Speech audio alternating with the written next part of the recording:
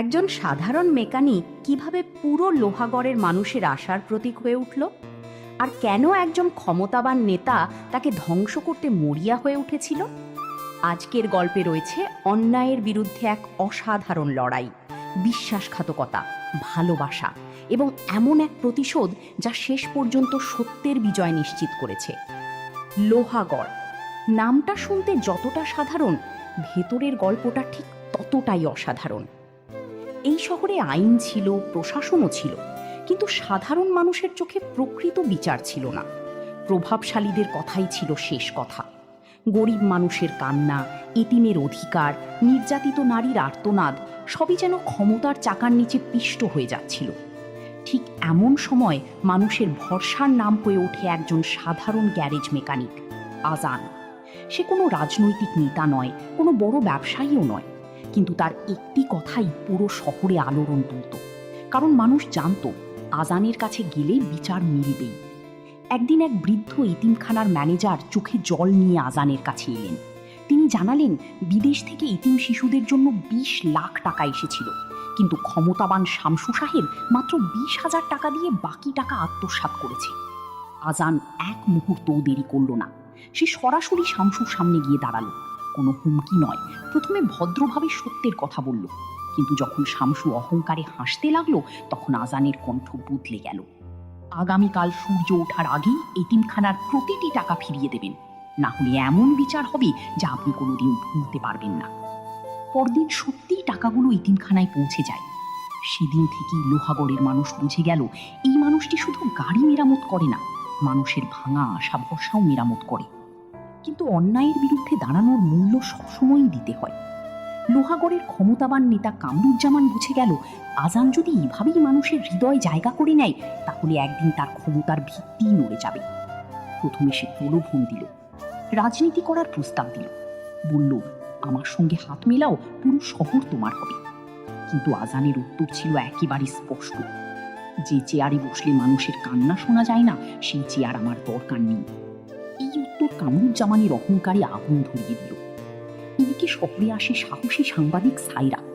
তার ধারণা ছিল আজান একজন গ্যাংস্টার, সে মানুষের উপর অত্যাচার করে নিজের বিচার চালায়। কিন্তু সত্য খুঁজতে গিয়ে সাইরা এক ভিন্ন মানুষকে আবিষ্কার করল। সে দেখল অসুস্থ মায়ের মাথায় নিজের হাতে তেল মালিশ করছে আজান, ওষুধ খাওয়ানোর জন্য শিশুর মতো করে বুঝিয়ে বলছে, অতিথিদের নিজের পরিবারের সদস্যের মতো আপ্যায়ন করছে, গরিব মানুষের কষ্টকে নিজের কষ্ট মনে করছে। সাইরার চোখের সামনে ভেঙে পড়ল সব ভুল ধারণা। সে বুঝল সবচেয়ে বড় সত্য কখনো গুজবের ভেতরে লুকিয়ে থাকে না, মানুষের আচরণের ভিতরে থাকে। কিন্তু কামরুজ্জামান থেমে থাকেনি। তার ছোট ভাই এক নিরীহ মেয়ের সম্মান নষ্ট করার চেষ্টা করলে আজান অন্যায়ের বিরুদ্ধে দাঁড়ায়। ঘটনাটি রক্তক্ষয়ী সংঘর্ষে গড়ায়, আর সেখান থেকেই শুরু হয় এক ভয়ঙ্কর প্রতিশোধের আগুন। কামরুজ্জামান শপথ নেয় আজানকে শুধু হত্যা নয়, তার অস্তিত্বই মুছে ফেলবে। এরপর এক ভয়াবহ রাতে হামলা হয় আজানের গ্যারেজে। চারদিকে শুধু আগুন, রক্ত আর মৃত্যুর আর্তনাদ। আজানের প্রিয় মানুষগুলো একে একে মাটিতে লুটিয়ে পড়ে, নিজের চোখের সামনে ভেঙে যায় তার পৃথিবী। তারপর আসে সেই মুহূর্ত যা পুরো গল্পের মোড় ঘুরিয়ে দেয়। কামরুজ্জামান নিজেই স্বীকার করে বহু বছর আগে আজানের বাবাকেও সে হত্যা করেছিল, কারণ একজন সৎ মানুষ তার রাজনৈতিক স্বার্থের পথে বাধা হয়ে দাঁড়িয়েছিল। এই স্বীকারোক্তি শুধু একজন ছেলের হৃদয় ভাঙেনি, এটি বহু বছরের লুকিয়ে থাকা সত্যকে প্রকাশ করে দিয়েছিল। কিন্তু আজান প্রতিশোধের অন্ধ পথে হাঁটেনি। সে বিশ্বাস করেছে বিচার মানুষের হাতে নয়, আল্লাহর হাতে। ঠিক সেই সময় সাইরা, পুলিশ এবং সত্য সব এক জায়গায় এসে দাঁড়ায়। যে ফাঁদ কামরুজ্জামান অন্যদের জন্য পেতেছিল, সেই ফাঁদেই শেষ পর্যন্ত সে নিজেই আটকা পড়ে। তার অপরাধীর প্রমাণ সবার সামনে চলে আসে। ক্ষমতার মুখোশ খুলে যায়। লোহাগড়ের মানুষ বুঝে যায় আসল নেতা সে নেয় যার হাতে বন্দুক বা ক্ষমতা আছে। আসল নেতা সে যার জন্য মানুষ চোখের জল ফেলতে পারে। শেষ দৃশ্যে আমরা দেখি আজানের ঘরে আবার হাসি ফিরেছে।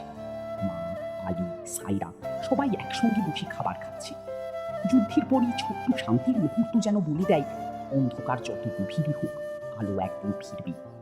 এই গল্প শুধু একজন মানুষের নয়, এটি ন্যায় বিচারের গল্প, মানবতার গল্প, একজন মায়ের সন্তানের প্রতি ভালোবাসার গল্প, আর একজন সাধারণ মানুষের অসাধারণ হয়ে ওঠার গল্প। তাই মনে রাখবেন, ক্ষমতা মানুষকে বড় করে না, মানুষের ভালোবাসাই একজন একজন মানুষকে অমর করে রাখি। আজ আমি প্রমাণ করেছি একজন সাধারণ মেকানিকও হাজারো মানুষের হৃদয়ে নায়ক হতে পারে।